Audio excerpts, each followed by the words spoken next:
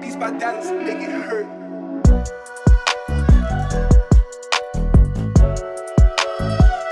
Hello everyone, कैसे हो यार आप लोग। स्वागत है आपका पढ़ ले 11th ह्यूमैनिटीज़ पे। यार आज ये तुम्हारा सेकंड लेक्चर होने वाला है इस चैप्टर का, ज्योग्राफी एज अ डिसिप्लिन। ठीक है, ये तुम्हारी यार जो सेकंड बुक है फंडामेंटल ऑफ फिजिकल ज्योग्राफी, इसका ये पहला चैप्टर था तुम्हारा। इसके बाद यार हम हिस्ट्री में जंप कर जाएंगे। बहुत बच्चों की डिमांड थी यार कि हिस्ट्री पहले करवा दो। ये तुम्हारा भाई ज्योग्राफी काफ़ी इंपॉर्टेंट था और एक फ्लो में चलेंगे यार। तुम्हारे सारे चैप्टर कंप्लीट तो होने ही वाले हैं, थोड़ा वेट करो। तुम्हारे जो जितने भी कॉन्सेप्ट हैं उनका क्लियर होना उतना ही ज़रूरी है तुम्हारा लेक्चर्स जल्दी जाने से ज़्यादा। ठीक है, तो यार तुम्हारे कॉन्सेप्ट हो रहे होंगे, डोंट वरी अबाउट दैट। तो यार चालू करते हैं आज का lecture. It's about me, my name is Shivansh Gupta, I am currently eight SRM university and I have my domain expertise in social science. बाकी तुम पढ़ सकते हो। आगे बढ़ते हैं यार। तुम मेक श्योर करो कि तुम हमें यहाँ पे फॉलो कर रहे हो, क्योंकि तुम्हारे भाई डाउट सेशन चालू हो गए हैं टेलीग्राम पे। तो कोई भी डाउट आ रहे हैं तुम्हारा भाई, तो यहाँ पे तुम हमसे पूछ सकते हो। टाइमिंग्स तुमको यहाँ पे पता चल जाएंगी, तुम ज्वाइन कर लो। और कोई भी अपडेट आता है भाई तो इंस्टाग्राम पे ज़रूर आता है, तो मेक श्योर तुम यहाँ पे हमको फॉलो कर रहे हो। और यार तुम्हारे जो नोट्स हैं, जो तुम्हारे इतने डिमांड के बाद आए, तो यार तुम्हारे इस वेबसाइट में आएंगे पढ़ले.in। तो मेक श्योर तुम यहाँ पे चेकआउट कर रहे हो। बहुत बच्चों को डाउट हो रहा था यार कि नोट्स कहाँ पे आ रहे थे, तो यहाँ पे आ रहे हैं। जाओ चेकआउट करो, ले लो। फर्स्ट चैप्टर के तुमको मिल गए थे, सेकंड चैप्टर के शायद मिल गए हो जब तुम ये लेक्चर देख रहे हो। ठीक है, तो यार आगे बढ़ते हैं। अब हमारा बैच कौन सा है? समग्र बैच। हर बार मैं बताता हूँ यार, यहाँ पे तुम्हारा सारा टॉपिक, जितना मेजर टॉपिक है तुम्हारा ह्यूमैनिटीज़ का, जो तुम्हारे मेजर सब्जेक्ट्स हैं वो यहाँ पे कवर हो रहे होंगे। साथ ही साथ तुमको जितना भी मटेरियल ज़रूरत है, नोट्स हो गया और भी चीज़ें हैं भाई, थोड़ा वेट करो, तुमको पता चल जाएगा। ठीक है, तो यहाँ पे तुमको सब मिल रहा होगा। अब यार जल्दी से चालू करते हैं। एक आखिरी चीज़ सुन लो कि तुमको इसके तरह लेक्चर नहीं देखना है, तुमको इसके तरह देखना है। तो तुम यार एक पेन रखोगे, एक कॉपी रखोगे और साथ में चीज़ें नोट करोगे। ठीक है, बहुत ज़रूरी है। और ज्योग्राफी में तो स्पेशली तुमको यार जो कॉन्सेप्ट वहाँ पे समझ नहीं आ रहा है, तुम वहाँ पे नोट करो तुरंत। ठीक है, तो भाई एक क्विक रिविज़न करते हैं यार जल्दी से। तुम्हारा क्विक रिविज़न देख लेते हैं कि क्या क्या है तुम्हारे कॉन्सेप्ट में। ठीक है, ज्योग्राफी एज, तो हमने क्या क्या देखा था पिछले क्लास में? Geography as a individual subject. भाई तुम पहले एक इसको सोशल साइंस के एज अ पार्ट पढ़ते थे, अब तुम इसको इंडिविजुअल पढ़ रहे हो, है ना। Why should we study geography, हमने ये देखा था। अब मैं डीप में नहीं घुस रहा हूँ यार, ये लेक्चर नहीं तो लंबा खिंच जाएगा। तुम पिछले वीडियो में जाके देख लेना। व्हाट इज़ ज्योग्राफी, ज्योग्राफी क्या था। ठीक है, ज्योग्राफी एक मल्टी डायमेंशनल सब्जेक्ट है, हमने ये देखा था। अब ज्योग्राफर का वर्क क्या है यार, वो कैसे करता है? पहले वो कॉज देखता है, फिर उसके वजह से इफेक्ट क्या हुआ वो ये देखता है। इस प्रिंसिपल पे तुम्हारा ज्योग्राफर वर्क करता है। और ज्योग्राफी एक डायनेमिक सब्जेक्ट है यार। ज्योग्राफी तुम्हारा कभी भी स्टैटिक नहीं होता, टाइम के साथ साथ तुम्हारी ज्योग्राफी भी जगह की चेंज होती जाती है। ठीक है, तुम एक अपने अर्थ को ही देख लो, पहले एक सिर्फ गोंडवाना लैंड होता था, फिर अब धीरे धीरे चेंज होते होते होते अब 7 कॉन्टिनेंट हो गए मेजर। ठीक है, तो geography is a dynamic subject. और फिर नेचुरलाइज्ड ह्यूमन क्या होता है यार, ये हमने देखा था कि हम ज्योग्राफी से इतना इन्फ्लुएंस हो गए, हमने ज्योग्राफी को इतना इन्फ्लुएंस कर दिया अपने आसपास की, कि ये टर्म्स कैसे आई थी हमने पिछले लेक्चर में डिस्कस किया था। ठीक है, आज क्या क्या पढ़ने वाले हैं भाई? तुम्हारा ज्योग्राफी में 3 बहुत मेजर कॉन्सेप्ट हैं कि व्हाट, वेयर, वाई। ये कैसे वहाँ पे आ रहे हैं ये मैं तुमको वहीं पे बताऊंगा। इसमें एक और चीज़ आती है व्हेन, वो चीज़ अपन वो भी देख रहे होंगे। और geography as an integrating discipline. मैं अभी नहीं घुस रहा हूँ यार इन टॉपिक्स में, अपन जब समझेंगे तो एकदम अच्छे से चीज़ों को समझ रहे होंगे। ठीक है, physical geography and natural sciences. Natural science जो होती है तुम्हारी, जो साइंस की डोमेन है, और जो ज्योग्राफी है, इनमें क्या लिंक है यार? और जो तुम्हारे सोशल साइंस की बाकी डोमेन है, जो हिस्ट्री हो गई, पॉल साइंस हो गया, तुम्हारा पॉलिटिकल साइंस, उन सब का ज्योग्राफी से क्या रिलेशन है। ठीक है, तो ये सारे टॉपिक भाई आज कवर होंगे। हो सकता है आज लेक्चर थोड़ा लंबा हो जाए। ठीक है, तो यार पेशेंटली देखो तुम लेक्चर को और चीज़ों को समझो और इन्जॉय करो। ठीक है, तो यार पहला टॉपिक आज चालू करते हैं। Geography as an discipline is concern with the 3 set of question. तुम्हारी जो ज्योग्राफी है भाई, मेजर 3 क्वेश्चन से कंसर्न रहती है। कोई भी चीज़ की तुम ज्योग्राफी देखने जाओ तो वो क्या है, ठीक है, व्हाट, वेयर, कहाँ है वो, कहाँ पाई जाती है, और कैसे पाई जाती है, मतलब क्यों, कैसे, ये वाले क्वेश्चन। तो यार इस चीज़ से तो हम थोड़ा देर में डील करेंगे। ठीक है, अभी व्हाट और वेयर हम समझेंगे। तुम कोई भी चीज़ देखो, तुमको रास्ते में मान लो कुछ मिल गया, कुछ भी मिल गया, तो सबसे पहले क्या आएगा, ये क्या है, ठीक है। अगर ये क्या आ गया तो ये कहाँ से है, मतलब या अगर किसी का पर्स है तो किसका पर्स है, समझ रहे हो, मतलब वेयर वाला पार्ट यहाँ से लिंक करो। और क्यों यार, क्यों वाला पार्ट तो यहाँ पे नहीं आएगा, ये जब आएगा तो मैं समझाऊंगा एक अच्छे एग्जाम्पल से, ठीक है। तो इसको आगे देखो यार, यहाँ पे देखो एग्जाम्पल, ये तुम्हारी एक माउंटेन्स है मान लो, ठीक है। तो अब ये माउंटेन्स क्या है, मान लो ये हिमालयाज़ हैं, तो ये क्या है, ये हिमालयन माउंटेन्स है तुम्हारी, ठीक है। अब भाई ये कहाँ पे हैं, तो इसके लिए थोड़ा इंडिया का मैप देखो, ये तुम्हारा, अब मेरी ड्राइंग अच्छी नहीं है यार, तुम्हारा इंडिया का मैप ऐसे आता है, तो ये वाली जो लाइन है इधर वाला पार्ट, इधर तुम्हारा पूरा हिमालय आता है ये वाले लाइन पे, ठीक है। और क्यों है यार, तो जब ये तुम्हारा इंडियन कॉन्टिनेंट था उस टाइम, जो भी नाम रहा हो इसका, जब ये एशियन कॉन्टिनेंट से टकराया था तो तुम्हारी यंग फोल्ड माउंटेन्स बनी थी, ठीक है। तो ये कैसे आया, वाई, ये वाला भी क्लियर हो गया आंसर, कि जो तुम्हारे ओशंस थे वो ऐसे टकरा के तुम्हारा हिमालयन माउंटेन बना था, ठीक है। इस चीज़ को थोड़ा और डीप में आगे देखेंगे यार, इसमें मैं नहीं घुसूंगा क्योंकि ये चीज़ अलग से समझाई गई है। वॉट और वेयर तुम्हारा आ ही गया, ये what. Some questions are related to the identification of the pattern of natural and cultural features as found over the surface of the earth. भाई तुम्हारा सबसे पहले कुछ भी मिलता है तो क्या, उसका आइडेंटिफिकेशन होता है, ठीक है, कि उसका पैटर्न कैसा है, वो क्या है, उसका जो नेचुरल स्ट्रक्चर है वो कैसा है, उसके कल्चरल फीचर्स कैसे हैं। अब कल्चरल फीचर्स हर चीज़ के लिए डिफरेंट हो जाएंगी यार ये चीज़ें, ठीक है। तो तुम्हारा वॉट में वो क्या है, ये चीज़ हम उसका फिजिकल सिग्निफिकेंस वो है क्या, उसका स्ट्रक्चर, ये सब चीज़ें देखेंगे। तुम्हारा कोई भी पार्ट हो भाई, ये ज्योग्राफी में नहीं, तुम हर चीज़ में सबसे पहले क्या ढूंढते हो कि क्या है ये, ठीक है। उसके बाद वेयर, कहाँ है ये। Some questions are related to the distribution of natural and human / cultural features over the surface of the earth. भाई तुम्हारा डिस्ट्रीब्यूशन कैसा है, ठीक है, तुम्हारी जो अर्थ के सरफेस में उस चीज़ का डिस्ट्रीब्यूशन कैसा है। इसको यार तुम ऐसे भी समझो, तुम्हारी कोई अगर एक माइंस खुल रही है किसी मिनरल की, ठीक है, तो पहले तुम्हारा डिस्ट्रीब्यूशन देखते हैं कि वो किस एरिया में कंसंट्रेटेड है ना, कितने एरिया में वो फैली हुई हैं। फिर इसमें इकोनॉमिक डिटेल्स भी आ जाती हैं, वो हम चैप्टर के आगे देख रहे होंगे, इसी लेक्चर में आ जाएंगी वो चीज़ें। तो वेयर, ये वाला क्वेश्चन आएगा, उसके बाद क्या कैसे आएगा तुमको समझ आया होगा, आई होप, ठीक है। अब यार ये दोनों साथ में मिल जाएं तो क्या होगा, taken together both this questions take care of distributional and locational aspect of the natural and cultural features. अब यार तुम्हारे कोई भी रिसोर्स होगी, अगर तुम ये दोनों क्वेश्चन मिला दो, व्हाट और वेयर, तो तुमको क्या क्या आंसर मिल जाएगा, उसके जो नेचुरल एंड कल्चरल फीचर्स हैं, तो तुम व्हाट से तुमने ये आंसर दे दिया कि उसका नेचुरल और कल्चरल फीचर कैसा है, ठीक है। उसका डिस्ट्रीब्यूशन कैसा है यार तुम्हारे एरिया में। अब एरिया तुम्हारा कोई भी साइज हो सकता है, बड़ा छोटा, तो उसका डिस्ट्रीब्यूशन कैसा है जगह में। ये दो क्वेश्चन तुम्हारा व्हाट और वेयर आंसर करते हैं, ठीक है। These question provide organised information of what features and where located. अब क्या क्या फीचर्स हैं और कहाँ कहाँ लोकेटेड है, ठीक है।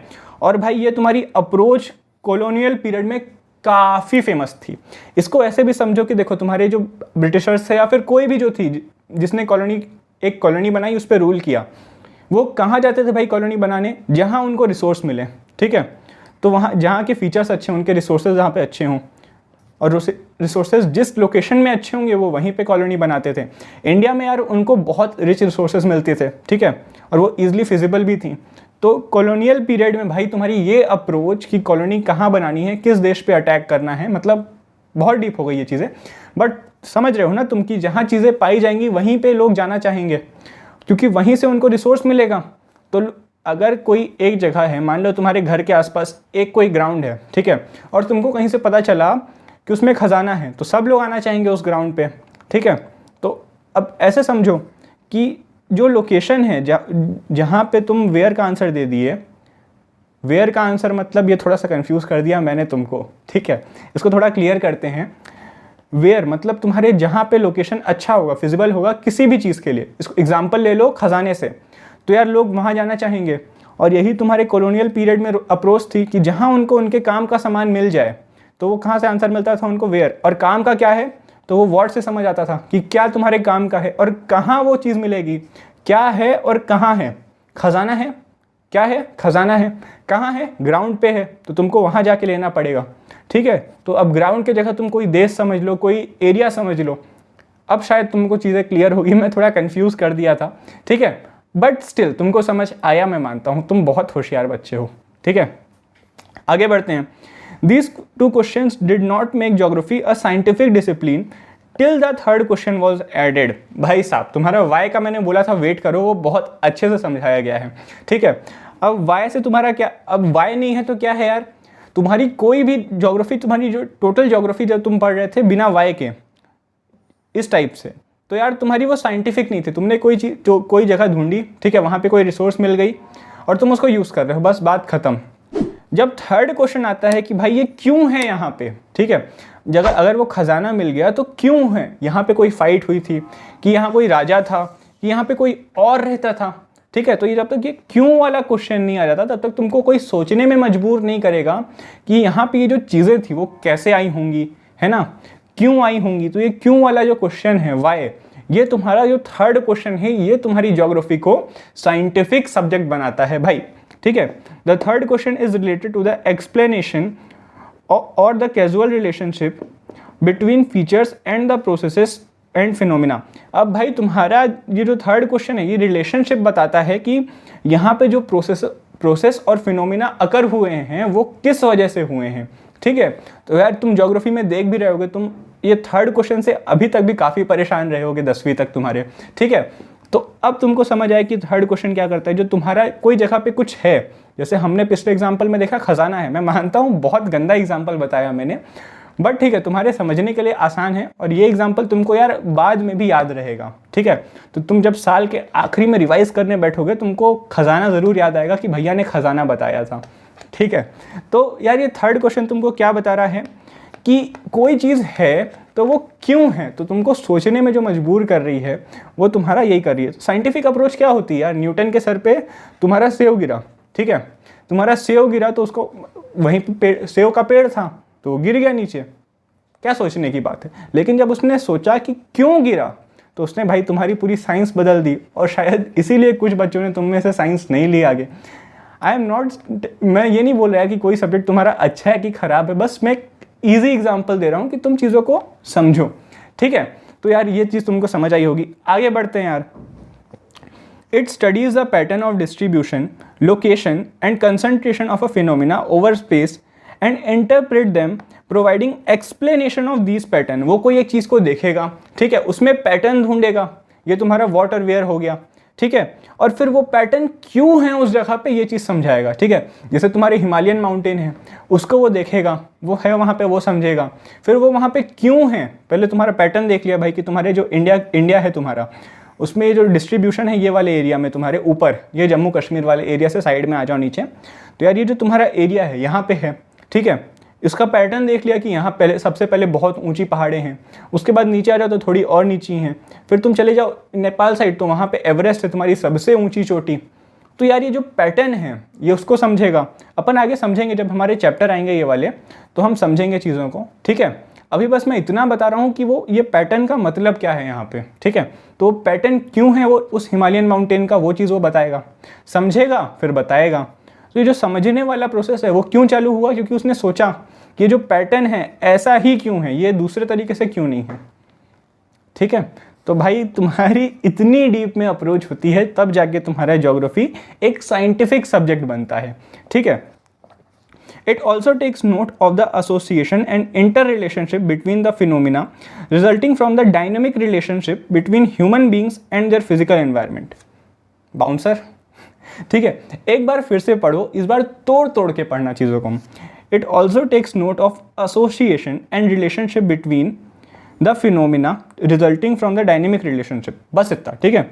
वो क्या करता है भाई, तुम्हारे ये जो बाकी एसोसिएशन हो रहे हैं, रिलेशनशिप हो रहे हैं, जो अलग अलग चीज़ों हैं तुम्हारे, जो अलग अलग फिनोमिना है तुम्हारे ज्योग्राफी में, उनके बीच का रिलेशनशिप पढ़ता है, ये समझता है, ठीक है। और तुम्हारी जो डायनेमिक इंटरैक्शन, ये जो तुम्हारा इंटरैक्शन, डायनेमिक क्यों यार, क्योंकि ये चलता जाता है रेगुलर, कभी रुकता है नहीं, कभी रुकी तो है नहीं तुम्हारी ज्योग्राफी। तो जो तुम्हारा इंटरैक्शन है ह्यूमन बींग्स और तुम्हारे फिजिकल एनवायरनमेंट में, इसके बीच का रिलेशन पूरा समझता है, ठीक है, और फिर इसको एक्सप्लोर करता है। अगर नहीं समझ आया यार फिर से एक बार इसको रिवाइंड करके देखना, उसके बाद भी नहीं आया तो टेलीग्राम पे तुम्हारा डाउट सेशन है, वहाँ पे हम इस चीज़ को और डिबेट कर सकते हैं यहाँ पे, ठीक है। मैं आगे बढ़ जाता हूँ यार। अब तुम्हारा अगला टॉपिक आ जाता है geography as an integrating discipline. Integrating discipline से तुम क्या समझ रहे हो यहाँ पे? एक चीज़ तो है यार, इंटीग्रेटिंग मतलब तुम्हारा मिक्सचर, तुम्हारा कॉम्बिनेशन चीज़ों का। तो ज्योग्राफी तुम्हारी भाई बहुत सारे सब्जेक्ट्स का कॉम्बिनेशन है। अब मैं बोलूँ तुम्हारा ज्योग्राफी जो है ये मैथ्स का कॉम्बिनेशन है, तुम्हारे आर्ट्स का कॉम्बिनेशन है। तुम मानोगे? नहीं मानोगे। तो यार जो तुम्हारे जो मैप्स रहते हैं, ठीक है, ये हमारे बुक में आगे एग्जांपल है, मैं तो यहाँ पे थोड़ा सा एक्सप्लेन करना चाहता हूँ क्या चीज़ है। तो यार जो तुम्हारे मैप्स होते हैं, ठीक है, वो तुम्हारी अर्थ तो ऐसे शेप में, जियोइड शेप में, ठीक है, तो यार उसको तुम 2D एक सरफेस में, जैसे ये तुम्हारा टेबल है, तो इस टेबल में तुम्हारा मैप बना सकते हो, ठीक है। तो यार मैप कैसे बनाओगे, उसके लिए तुमको मैथ्स आना ज़रूरी है, ठीक है। तुम्हारा यार मैप के लिए मैथ्स बहुत ज़रूरी है, क्योंकि तुम साइज़ जो है चीज़ों का, जो कंट्रीज़ का साइज़ है, वो सब तुम उसी हिसाब से डिसाइड कर पाओगे, ठीक है। और यार तुम्हारी आर्ट्स क्यों ज़रूरी है? तुम मैप सही डिज़ाइन पे बनाओ, है ना, ऑब्जर्वेशन सही हो तुम्हारे मैप का, शेप जो हो मैप में तुम्हारे कॉन्टिनेंट्स वगैरह का, वो सही होना चाहिए। तो इसके लिए तुम्हारी ड्राइंग स्किल्स अच्छा होना ज़रूरी है। तो एक तरीके से तुम्हारी जो आर्ट्स की स्किल है वो होना ज़रूरी है। ये तुम्हारा आर्ट्स सब्जेक्ट अलग है भाई, और जो तुम्हारी जो आर्ट्स की स्किल है यहाँ पे, ये अलग चीज़ है, ठीक है। यहाँ पे मैं ड्राइंग, जो तुम्हारी ड्राइंग है उसकी बात कर रहा हूँ। ग्रेट। अब यार आ गया तुम्हारा आगे geography as a discipline of synthesis. Geography क्या है यार? तुम्हारी डिसिप्लिन है सिंथेसिस की, अलग अलग चीज़ों का तुम्हारा मिलाव है। ज्योग्राफी अलग अलग चीज़ें आती हैं, सब मिल के तुम्हारा ज्योग्राफी बना है, ठीक है। ये समझने में हो सकता है थोड़ा अजीब लग रहा हो अभी, इस चीज़ को यार थोड़ा और देखते हैं अपन, ठीक है। ज्योग्राफी अटेम्प्ट तुम्हारा स्पेशियल सिंथेसिस, और जो तुम्हारा हिस्ट्री है ये तुम्हारा टेम्पोरल सिंथेसिस करता है। नहीं समझ आया भैया ये दोनों वर्ड क्या है? नहीं समझ आया, ठीक है, पहली बार में मुझे भी नहीं समझ आया था। तुम्हारा स्पेशियल सिंथेसिस मतलब यार तुम्हारे जो स्पेस में है, तुम्हारे आसपास जो है, जो तुम्हारे आसपास का एरिया है, स्पेस है, उसको सिंथेसिस करती है, उसको स्टडी करती है। और जो तुम्हारा टाइम है, ये जो तुम्हारी टाइम के साथ चीज़ें डिफ़र करती है, उसको हिस्ट्री से डील करते हो। हिस्ट्री क्या है? तुम्हारा बीता हुआ कल। अगर नहीं समझ आया यार कोई बात नहीं, अब समझो इस चीज़ को एक बहुत अच्छे एग्जाम्पल से, ठीक है। ये मेरा एग्जाम्पल है, बुक में नहीं है, तो थोड़ा बहुत ऊपर नीचे जाएंगी चीज़ें, बट यार मैं ट्राई करूँगा कि तुमको चीज़ें समझ आएँ। तो एग्जाम्पल लो जूट का। अब हम क्या पढ़ रहे हैं? टाइम और जो तुम्हारा स्पेस है इसका क्या रिलेशन है? स्पेस मतलब तुम्हारे आसपास का एरिया, यार बहुत ज़्यादा मत कंफ्यूज होना। और टाइम तो तुम समझ गए होगे, ठीक है। और हिस्ट्री टाइम के साथ कैसे चलती है ये भी समझ आ गया होगा। ग्रेट। तो इसको जूट के एग्जाम्पल से देखो भाई। तुम्हारी बंगाल में जूट की खेती जो है वो काफ़ी पहले तुम्हारी बहुत होती थी, ठीक है। तुम्हारी मतलब 17वीं सेंचुरी 16वीं सेंचुरी इस टाइम में तुम्हारे बंगाल में जूट की खेती बहुत होती थी। क्यों? क्योंकि तुम्हारा जूट बहुत बिकता था उस टाइम पे, ठीक है। इसके बाद यार तुम आगे आओ टाइम में, इसके बाद क्या होगा? तुम्हारी जूट की खेती कम हो गई, मतलब स्पेस में क्या हो रहा है? जूट की खेती कम हो रही है, ठीक है। और तुम्हारा टाइम के साथ साथ चेंज हो रही है चीज़ें। अब क्या होगा भाई? अब तुम्हारे नायलॉन की रस्सियाँ आ गई, ठीक है। अब तुम्हारी नायलॉन वगैरह की रस्सियाँ आ गई। तो ज्योग्राफी में क्या चेंज आया? स्पेस में। ज्योग्राफी में स्पेस में चेंज आया यार कि तुम्हारी जो जूट है उसकी तुम्हारी खेती कम हो गई, जूट का जो प्राइस है वो गिर गया, जो जूट मेड गुड्स हैं वो सस्ते हो गए। तो यहाँ पे तुम्हारी इकोनॉमी भी जुड़ रही है, ज्योग्राफी भी जुड़ रही है, ठीक है। और टाइम के साथ साथ क्या हो रहा है यार? तुम्हारे जूट की खेती कम होते जा रही है, नायलॉन की खेती नायलॉन की खेती क्या होती है यार? नायलॉन की जो तुम्हारी रस्सियाँ हैं वो तुम्हारा जो प्रोडक्ट है वो बनना ज़्यादा हो गई हैं, ठीक है। तो तुमको टाइम और स्पेस का क्या रिलेशन है ये समझ आया होगा। कंफ्यूज हो तो कमेंट्स में यार ज़रूर पूछना, ये थोड़ी कंफ्यूजिंग चीज़ है, तुम 2 या 3 बार देखो तो तुमको समझ आ जाएंगी, ठीक है। एनसीईआरटी में भी कुछ और एग्जाम्पल है, मैंने यहाँ पे इसलिए नहीं लिखा कि तुम जाके एनसीईआरटी पढ़ के आओ भाई, वो वहाँ पे जो एग्जाम्पल है वो डिफरेंट हो, यहाँ पे कुछ एग्जाम्पल डिफरेंट हो, तो चीज़ें को तुम 2 तरीके से देखोगे तो ज़्यादा समझोगे, ठीक है। तो ज़रूर देख के आना यार। आगे बढ़ते हैं। अब ये तुम्हारी एनसीईआरटी की ही कुछ लाइन्स हैं, ये पढ़ लेते हैं भाई। Geography as an integrating discipline has interface with numerous natural and social sciences।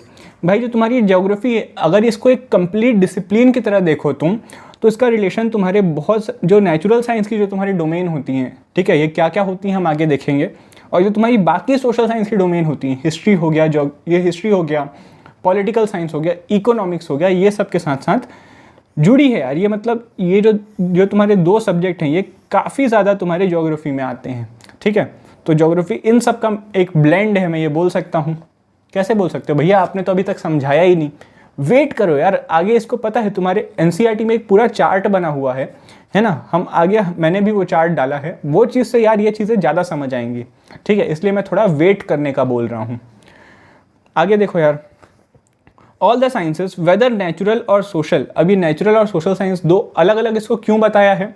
Natural science यार जो तुम्हारे नेचर से रिलेटेड हो, तुम्हारे सोशल साइंस जो तुम्हारी सोसाइटी से रिलेटेड हो, ठीक है, जो तुम्हारी इकोनॉमिक्स है वो तुम्हारा सोशल साइंस का सब्जेक्ट है, ठीक है, और नेचुरल साइंस का यार तुम्हारी जो सॉइल, जो अब मत घुसो, ठीक है, मैं क्यों नहीं बता रहा, इसको जो आगे चार्ट आएगा वहाँ पे नेचुरल साइंस क्या होता है यार तुमको बहुत अच्छे से समझ आएगा, ठीक है, इसलिए मैं अभी नहीं बता रहा, इस चीज़ को फिर आगे ही देखेंगे, अपन आगे बढ़ जाते हैं। All the sciences whether natural और social have one basic objective to understanding the reality. भाई हम इतना सब पढ़ रहे हैं, इतना सारे अलग अलग सब्जेक्ट पढ़ते हैं, अलग अलग डोमेन पढ़ते हैं, उसका आखिरी गोल क्या है कि हम रियलिटी को समझ पाएँ, जो हमारे आसपास जो रियलिटी चल रही है, ठीक है, हम धीरे धीरे ग्रो हो रहे हैं, एक टाइम के बाद डेथ हो जाती है, मतलब ये तो बहुत फिलोसॉफिकल भी हो गया, ठीक है, इसमें नहीं, बट स्टिल जो अपने आसपास फिनोमिना हो रहे हैं, दूध फट जाता है, क्यों फटता है, वो तुम्हारा साइंस पढ़ता है, ठीक है, तुम्हारे यार ज्योग्राफी में अपन देखते हैं सॉइल, ये वाले सॉइल में ये चीज़ उग जाती है, ये चीज़ नहीं उगती है, तो जो अलग अलग सॉइल होती है तुम्हारे ज्योग्राफी में हो गया, ये साइंस में भी ये चीज़ हो जाती है थोड़ी सी, ठीक है, दोनों का क्या कॉम्बिनेशन है हम ये चीज़ आगे देखेंगे। थोड़ा यार मन में ये जो क्वेश्चंस बन रहे हैं इनको कलेक्ट करो, क्योंकि आगे ये सब जब तुम्हारे क्लियर होंगे ना, तुमको बहुत अच्छे से समझ आएगा कि मैं क्या बोलना चाह रहा हूँ, ठीक है। आगे देखो यार, every discipline concern with the scientific knowledge is linked with geography as many of their elements vary over space. लेकिन तुम्हारी ये जो ज्योग्राफी के साथ है, ये जो बाकी डिसिप्लिन्स है तुम्हारी, ये लिंक्ड होती हैं यार, लेकिन ये थोड़ा बहुत वेरी भी करती हैं स्पेस में, मतलब तुम्हारे जो एरिया वाइज हैं, ये तुम्हारी ज्योग्राफी है ये वेरी कर रही है, ये तो तुम मानोगे कि मैं जहाँ पे रह रहा हूँ वहाँ की ज्योग्राफी अलग है, तुम जहाँ पे रह रहे हो सकता है वहाँ की ज्योग्राफी थोड़ी अलग हो, कोई जो जम्मू कश्मीर में रह रहा है वहाँ की ज्योग्राफी अलग हो, राजस्थान में डेजर्ट वाला एरिया है तो वहाँ की ज्योग्राफी अलग है, तो जो तुम्हारी ज्योग्राफी है वो स्पेस के साथ साथ तुम्हारी वेरी करती है। समझ आ रही है ये चीज़, ठीक है। Geography helps in understanding the reality in totally in spatial perspective. क्या बोल रहा है भाई, ये बस ये वर्ड तुमको हो सकता है थोड़ा तंग करे, स्पेशियल मतलब स्पेस यार, जो तुम्हारी जो ज्योग्राफी है वो क्या करती है, तुम्हारे स्पेस के साथ साथ क्या क्या तुम्हारा चेंज हो रहा है ये चीज़ समझने में हमारी मदद करती है, ठीक है। अब मैं राजस्थान का नाम लूँ और ज्योग्राफी का नाम लूँ तो तुम वहाँ का स्पेस, वहाँ का जो स्पेशियल एरिया है, वहाँ का जो स्पेशियल पर्सपेक्टिव है, लिंक कर पा रहे हो चीज़ों को, तो जो स्पेशियल पर्सपेक्टिव है राजस्थान का वो तुम बता पाओगे। अगर यही मैं आसाम की तरफ चले जाऊँ तो तुम वहाँ का स्पेशियल पर्सपेक्टिव समझ पाओगे। तो किसी जगह का स्पेशियल पर्सपेक्टिव, वहाँ का जो एरिया है, स्पेशल पर्सपेक्टिव जो तुम्हारा एरिया है वहाँ का, वो कैसा है यार, ये तुम समझ पाओगे उन चीज़ों से, मैं ये मानता हूँ, ठीक है। तो यार आगे बढ़ जाओ। Geography thus not only takes note of the differences in the phenomena from place to place. Geography सिर्फ तुम्हारे भाई जो डिफरेंट फिनोमिना हैं बस उनका नोट नहीं करता, वो सिर्फ व्हाट और वेयर नहीं, वाई तक भी जाता है, हमने देखा था, ठीक है। तो बस ये नोट नहीं करता कि अलग अलग जगह पे क्या फिनोमिना है, उनको साथ में मिलाता है, उनको हॉलिस्टिकली क्या चीज़ है वो चीज़ ये समझने की कोशिश करता है। यहाँ पे पढ़ो इस चीज़ को, but integrates them holistically which may be different at other places. क्या बोल रहा है यार भाई, थोड़ा सा कंफ्यूज हो जाओ क्योंकि मैं करना चाह रहा हूँ तुमको। क्या बोल रहा है, उनको हॉलिस्टिकली इंटीग्रेट करता है, ठीक है, और ये चीज़ें तुम्हारी अलग अलग जगह पे अलग अलग तरीके से वेरी करती हैं। कंफ्यूज रहो, नहीं समझ आएगा मेरे से पूछना, ये तुम्हारा होमवर्क है, ये वाला पार्ट तुम खुद से करो। वैसे समझा दिया यार, ये आखिरी में मैंने जानबूझ के तुमको कंफ्यूज किया है। नहीं समझ आया तो मुझे कमेंट्स में बता देना, मैं एक ऑडियो डाल दूंगा तो जितने भी बच्चे हैं यार उनको समझ आ जाएगा। और इसीलिए बोल रहा हूँ यार, टेलीग्राम ज्वाइन करो, और लाइक नहीं मारा यार तो अभी तक कर देना, वो बहुत बहुत ज़्यादा मोटिवेटिव रहता है हम लोग के लिए, ठीक है भाई। इस डायग्राम का वेट करा रहा था कि तुम इतना जो कंफ्यूज हो रहे थे यहाँ पे, तो ये तुम्हारा इसीलिए था कि ये डायग्राम है, ये तुम्हारे एनसीईआरटी का ही डायग्राम है। ये तुम ये टेक्स्ट से समझ गए होगे कि एनसीईआरटी में ऐसे लिखा रहता है फिगर 1.1, ठीक है। तो अब देखो भाई, तुम्हारी जो ये जो अंदर वाली ब्रांचेज हैं, ठीक है, ये तुम्हारी सारी साइंटिफिक ब्रांचेज हैं, और ये जो तुम्हारी बाहर वाली ब्रांचेज हैं, ये जो तुम्हारी अंदर वाली ब्रांचेज हैं, इसको ये ज्योग्राफी का पार्ट है, और ये जो बाहर वाली ब्रांचेस हैं वो तुम्हारे नेचुरल साइंसेस और सोशल साइंसेस का पार्ट है, ठीक है। तो अंदर वाला पूरा ज्योग्राफी है, बाहर वाला तुम्हारे नेचुरल साइंसेस और सोशल साइंसेस। ये मैंने इसलिए डिवाइड करके रखा है, ये एनसीईआरटी में डिवीज़न नहीं है, ये मैं क्यों है ये बताऊँगा। एक दो एग्जाम्पल देख लो। तुम्हारा जो हिस्ट्री है, पहले ईजी एग्जाम्पल चालू करो। हिस्ट्री है वो तुम्हारा हिस्टोरिकल ज्योग्राफी बताता है भाई। ये क्या चीज़ है मैं तुमको समझाऊंगा आगे कि ये हिस्टोरिकल ज्योग्राफी क्या चीज़ है भाई। हिस्ट्री मतलब हिस्ट्री, हिस्टोरिकल ज्योग्राफी कहाँ से आ गया इसमें। ये चीज़ है भाई कि जो तुम्हारा ज्योग्राफी है, ठीक है, जैसे तुम्हारा पहले एक लैंड था गोंडवाना लैंड, ठीक है, उसके बाद फिर वो दो लैंड में टूटेगा, फिर आगे और टूटेगा, फिर जाके तुम्हारे 7 मेजर कॉन्टिनेंट बनेंगे भाई, ठीक है। तो ये तुम्हारी हो गई हिस्टोरिकल ज्योग्राफी, ठीक है। तो ये तुमको समझ आया होगा। इसी तरह तुम्हारी सोशियोलॉजी का तुम्हारा सोशल ज्योग्राफी हो जाता है। फिलॉसफी का तुम्हारा फिलॉसफी हो जाता है तुम्हारा ज्योग्राफिकल थॉट्स। अब यार ये ज्योग्राफिकल थॉट्स कैसे हो गया तुम्हारे ज्योग्राफी में, मतलब ये दोनों सेम चीज़ नहीं है ना, इसमें कभी मत कंफ्यूज करना कि दोनों सेम चीज़ है, बस ज्योग्राफी में इसका नाम ये हो गया, इसका नाम ये हो गया। ऐसा क्यों ही करेगा यार, कोई किसी को और ज़्यादा कंफ्यूज तो होना नहीं है। तो सोसाइटी ने ऐसा डिवीज़न तो क्यों किया नहीं होगा। ये अलग चीज़ को पढ़ता है यार, ये तुम्हारी हिस्ट्री सब चीज़ को पढ़ती है कि अकबर कब पैदा हुआ, हुमायूं कब पैदा हुआ, है ना, उसने क्या क्या किया, ये सब ज्योग्राफी को इससे मतलब नहीं है। ज्योग्राफी में भाई तुम्हारा जो लैंड है, जो तो तुम्हारा स्पेशियल डिस्ट्रीब्यूशन है। ज्योग्राफी मतलब तुम्हारा स्पेशियल डिस्ट्रीब्यूशन, जहाँ पे भी वर्ड आए अब कंफ्यूज नहीं होना। ज्योग्राफी मतलब तुम्हारा जो तुम्हारे स्पेस में चीज़ें वेरी कर रही है वो तुम्हारी होती है ज्योग्राफी, ठीक है।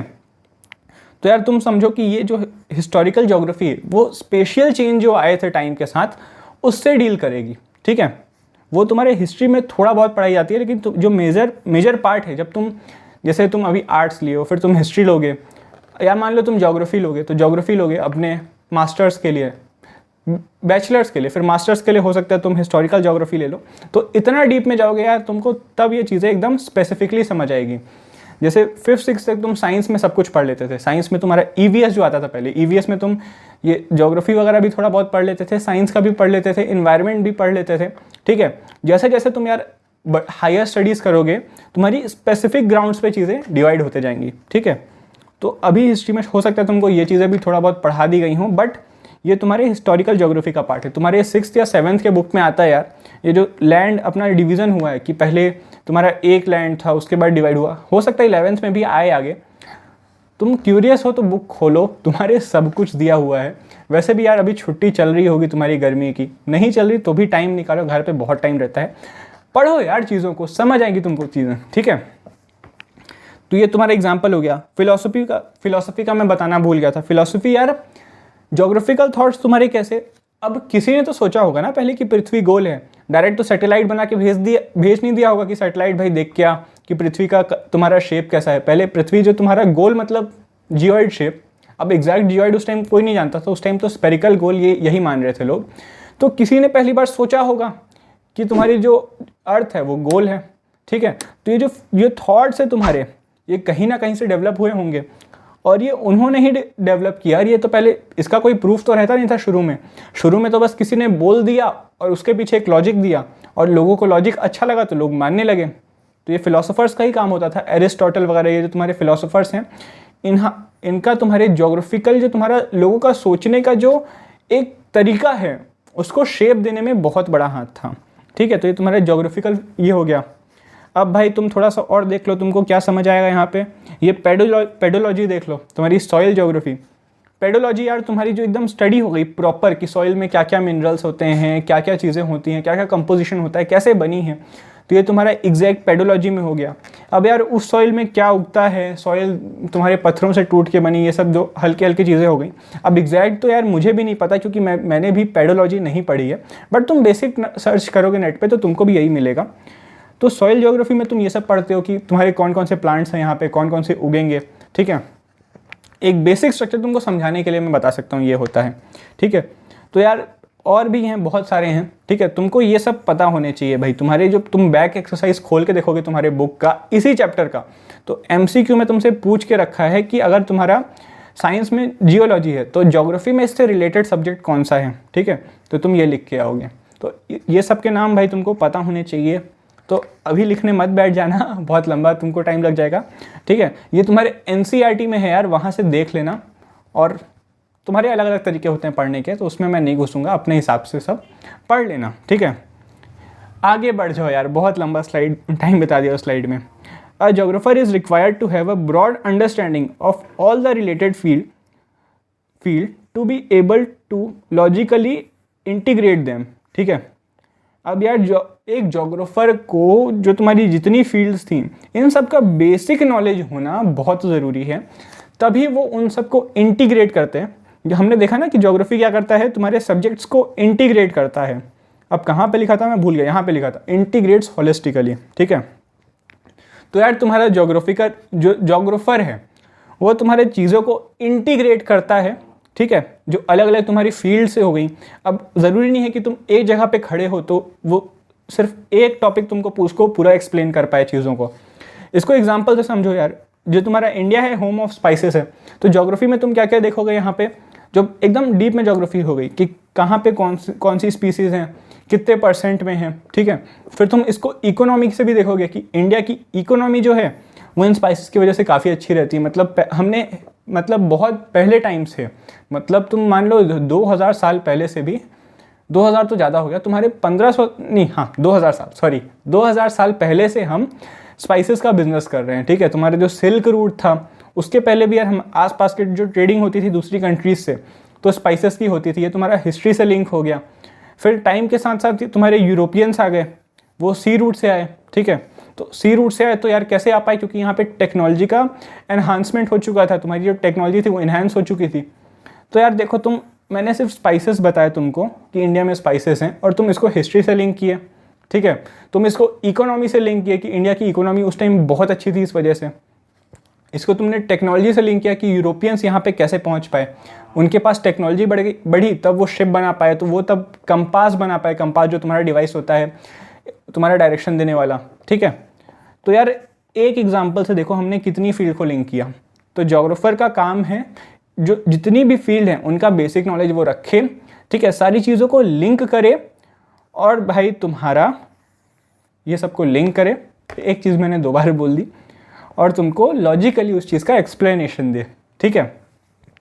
तो यार समझ आई होगी। ये तुम्हारे एनसीईआरटी में अब क्या एग्जाम्पल है भाई, ये तो मैंने तुमको एग्जाम्पल दे दिया। तुम्हारे एनसीईआरटी में इसका एग्जाम्पल है, this integration can be understood with some example, geography influence the historical events. जो तुम्हारी ज्योग्राफी है वो हिस्ट्री को भी चेंज करती है।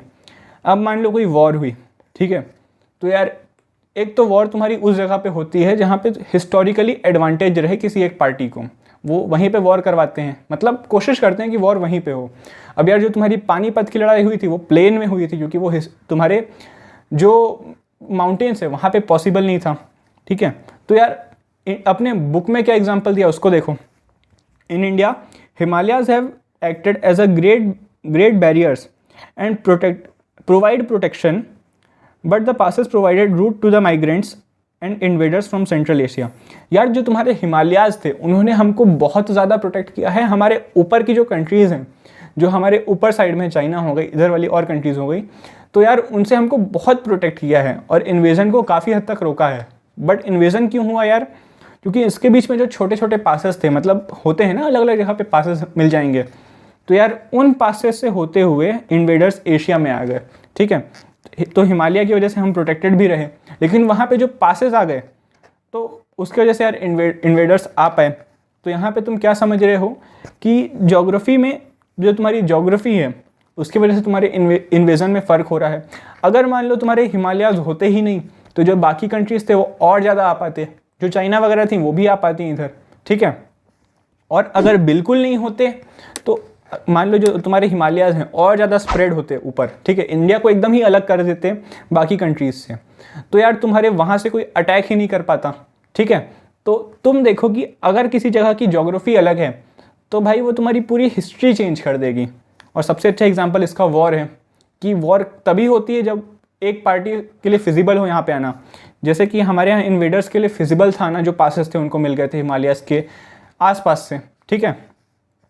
और सी कोस्ट से देखोगे कि हमारा नीचे वाला जो पार्ट है अपने इंडिया का, ये वाला पार्ट, तो यहाँ पे सी कोस्ट है। तो यार सी कोस्ट से पॉसिबल हो गया यूरोप के लोगों के, यूरोप और अफ्रीका से हमारा कनेक्शन बन गया। तो यहाँ से जो ब्रिटिशर्स वगैरह आए थे यहीं से आए थे, तुम्हारा जो वास्को डी गामा आया था।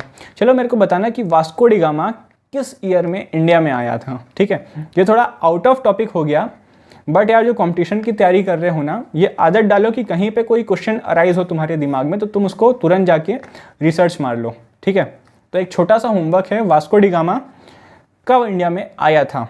ठीक है, और मेरे को ईयर तुम कमेंट्स में बताओगे। Great, back to the topic.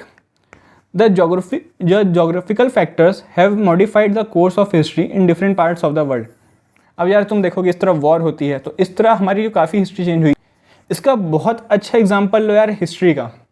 History में तुमको क्या एग्जाम्पल मिल जाएगा, हिटलर का। अब हिटलर का भाई हिटलर ने वॉर कहाँ पे हारी थी, पहली बार उसने हारी थी रशिया में। तो रशिया में क्या हुआ यार, रशिया मान लो ये तुम्हारा रशिया है इतना बड़ा, रुको एक परमानेंट पेन ले लेते हैं, ये मान लो तुम्हारा इतना बड़ा रशिया है। ठीक है, तो जो तुम्हारे हिटलर था यहाँ से अब उसने आर्मी उसकी घुसना चालू की। इस साइड जो दूसरे साइड से वो पहले ही जंग कर रहा था, मान लो ये तुम्हारा जर्मनी है, काफ़ी बड़ा जर्मनी, बस मैं एग्जांपल दे रहा हूँ। अगर ये तुम्हारा जर्मनी है तो वो इस साइड पे भी अपना एक युद्ध लड़ रहा था। उसने गलती की कि उसने दूसरे साइड रशिया से भी एक जंग चालू कर दी, तो इस साइड घुसते गया यार, तो वो हार गया। क्यों हार गया, क्योंकि वो इतना अंदर घुस आया था रशिया में, ज्योग्राफी के जो एक लैंड में। अब लैंड क्या है, तुम्हारा ज्योग्राफी का पार्ट है, लिंक कर पा रहे हो। तो तुम्हारे रशिया के लैंड में इतना अंदर घुस गया तो रशिया वालों ने उसको इस वजह से डिफीट कर दिया इस एरिया में। ठीक है, और एक और रीज़न था यार, वो दो जगह पे जंग लड़ रहा था तो उसके जो सोर्सेज थे, उसके पास जो रिसोर्स थे, उसका कंसंट्रेशन दोनों जगह डिवाइडेड हो गया था। तो यार देखोगे तुम अलग अलग रीज़न थे। यहाँ पे ज्योग्राफी का क्या रीज़न था कि उसने एक तो दो जगह अटैक चालू कर दिया, दो लैंड में अलग अलग, ये ज्योग्राफी का पहला रीज़न था। और रशिया में यार वो इतना अंदर घुस गया था कि रशियन आर्मी ने उनको चारों तरफ से घेर लिया था। तो तुम देखोगे यार कि ज्योग्राफी से कैसे चीज़ें लिंक होती हैं। ठीक है, तो तुमको आई होप ये चीज़ें समझ आई होंगी। अब यार आगे बढ़ते हैं, इसमें मैंने बहुत ज़्यादा अपनी हैंड राइटिंग से कमाल कर दिया है। ठीक है, तुमको समझ आया होगा कि ज्योग्राफी कैसे चेंज कर देती है तुम्हारे हिस्ट्री का कोर्स। अब देखो यार, every geographical phenomena undergoes change through time and can be explained temporarily। अब यार तुम देखोगे कि ज्योग्राफिकल फीचर्स होते हैं वो एक जगह के टाइम के साथ साथ काफ़ी वेरी करते हैं। ठीक है, जो तुम्हारे ग्लेशियर्स होते हैं पहले उनका स्ट्रक्चर अलग था, अब देखोगे तुम्हारे बहुत सारे ग्लेशियर्स पिघल गए हैं तो यार उनका स्ट्रक्चर ही बदल गया है। जो मान लो 100 साल पहले उन ग्लेशियर्स को देखा था उसको तुम ले आओ, पॉसिबल नहीं है, बट ले आओ और अभी के ग्लेशियर्स दिखाओ, वो दोनों को रिकॉग्नाइज शायद ना कर पाए कि दोनों सेम चीज़ है, क्योंकि टाइम के साथ साथ यार चीज़ें बदल जाती हैं। तुम्हारा इसका एक बहुत अच्छा एग्जांपल है जो मैं पूरे चैप्टर में लेके आ रहा हूँ। तुम्हारा पहले एक लैंड था, गोंडवाना लैंड। ठीक है, वो टूटा और तुम्हारे अब 7 कॉन्टिनेंट बन गए। उस टाइम कोई ह्यूमन नहीं था, अगर होता तो उसको तुम वहाँ से फिर यहाँ लाते। वैसे उसने उस टाइम भी देखा नहीं होगा, बट इमेजिन करो अगर किसी ने वो देखा है और ये देखेगा तो दोनों में बहुत फ़र्क रहेगा। ठीक है, तो यार डायनेमिक है तुम्हारा ये ज्योग्राफी, हम ये पिछले भी देख के आ रहे हैं। तो तुम्हारे फिनोमिना भी टाइम के साथ चेंज होते हैं, ये चीज़ हमने देखी।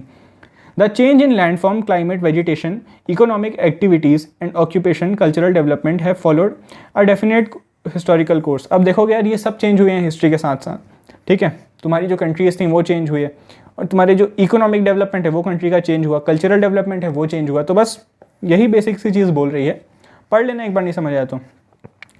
अब एक बहुत कंफ्यूजिंग लाइन है ये, it is possible to convert time in terms of space and space in terms of time. ठीक है, थोड़ा सा ऑफ कोर्स हो गया टॉपिक के, बट अब ये चीज़ लिंक कर जाएगी। ठीक है, पहले तो यार ये चीज़ तुमको समझ ही नहीं आएगी, टाइम और स्पेस को कैसे लिंक कर रहा है। स्पेस मतलब यार आसपास का जो तुम्हारा एरिया है। मैंने हमेशा बोला जब तुम्हारा स्पेस आए तो उसको आसपास के एरिया से लिंक करो। तो यार तुम्हारी जो टाइम और स्पेस है ये चीज़ लिंक कैसे हो रही है, तुमको ये डाउट आएगा। ठीक है, तो यार इसका बहुत अच्छा एग्जाम्पल तुम्हारे बुक में ही है। मान लो कोई जगह अगर 1500 किलोमीटर दूर है। ठीक है, ये क्या है, तुम्हारा स्पेस बता दिया मैंने, एरिया बता दिया कि ये 1500 किलोमीटर दूर है कोई जगह। ठीक है, उसको यहाँ से यहाँ जाने में 1500 किलोमीटर लगते हैं। अब मैंने बोला कि ये तुम्हारी ए से बी जाने का टाइम, तुम्हारा ए से बी तुम्हारा 2 घंटा दूर है। इसको मैं ऐसे बोलूँ, ए से बी तुम्हारा 1500 किलोमीटर दूर है, ए से बी तुम्हारा 2 घंटा दूर है, या ए से बी तुम्हारा 7 घंटा दूर है। लास्ट के 2 में शायद कंफ्यूज हो गए हो। 7 घंटा दूर है जब तुम कार से जा रहे हो, 2 घंटा दूर है जब तुम प्लेन से जा रहे हो, और 1500 किलोमीटर है जब तुम डिस्टेंस देख रहे हो, तो मैंने तुम्हारे जो स्पेस है उसको कन्वर्ट कर दिया टाइम में। मैं बात कर रहा हूँ ए से बी जाना है मुझे, अब मैं 2 घंटा टाइम लगेगा या 1500 किलोमीटर जाना है, दोनों एक ही बात हो गई। तो तुम देखो कि टाइम और स्पेस कैसे मैंने एक दूसरे में इंटर कन्वर्ट किया। तो यार यहाँ से हमको ये समझ आएगा कि जो टाइम है वो तुम्हारे ज्योग्राफिकल स्टडीज़ का बहुत इंपॉर्टेंट पार्ट है और ये तुम्हारा एज अ 4th डायमेंशन है। अब 3 डायमेंशन क्या होते हैं मैं बाद में समझाऊंगा, पहले ये चीज़ लाइव को फिर से समझो। Time is an integral part of geographical studies, जो तुम्हारा टाइम है भाई। अब ठीक है, अगर तुम डिस्टेंस ही देख लो कोई जगह का, तुम इंडिया का तुमने लैंड बाउंड्री बता दिया कि वो 1500 किलोमीटर तुमको टाइम लगेगा तुम्हारी एक पॉइंट से दूसरे पॉइंट में जाने में, ठीक है।